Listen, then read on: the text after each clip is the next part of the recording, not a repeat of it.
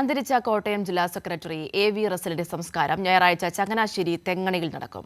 ചെന്നൈയിൽ നിന്ന് വിമാനമാർഗം മൃതദേഹം നാട്ടിലെത്തിക്കും. കോട്ടയത്തെ പാർട്ടി ജില്ലാ ആസ്ഥാനത്തും ചങ്ങനാശ്ശേരി ഏരിയ കമ്മിറ്റി ഓഫീസിലും പൊതുദർശനമുണ്ടാകും. അന്തരിച്ച CPIM കോട്ടയം ജില്ലാ സെക്രട്ടറി AV റസലിന്റെ മൃതദേഹം ശനിയാഴ്ച രാവിലെ 9 മണിക്ക് വിമാനമാർഗം കൊച്ചിയിലെത്തിക്കും. തുടർന്ന് വിലാപയാത്രയായി കോട്ടയത്തേക്ക്. കോട്ടയത്തെ പാർട്ടി ജില്ലാ ആസ്ഥാനത്ത് പൊതുദർശനം. തുടർന്ന് ചങ്ങനാശ്ശേരി ഏരിയ കമ്മിറ്റി ഓഫീസിലും പൊതുദർശനം നടക്കും. ഞായറാഴ്ച ഉച്ചയ്ക്ക് 12 മണിക്ക് സംസ്കാരം തെങ്ങണയിലെ വീട്ടുവളപ്പിൽ നടക്കുമെന്ന് നേതാക്കൾ അറിയിച്ചു. DC ഓഫീസിൽ 12 മണിയാകുമ്പോൾ മൃതദേഹം എത്തും. ഇവിടെ ഒരു 2 മണിക്കൂർ നേരം പൊതുദർശനമുണ്ടായിരിക്കും. ഒരു 2-2:30 മണിയോടുകൂടി ഇവിടുന്ന് ചങ്ങനാശ്ശേരി പാർട്ടി ഓഫീസിലേക്ക് പോകും.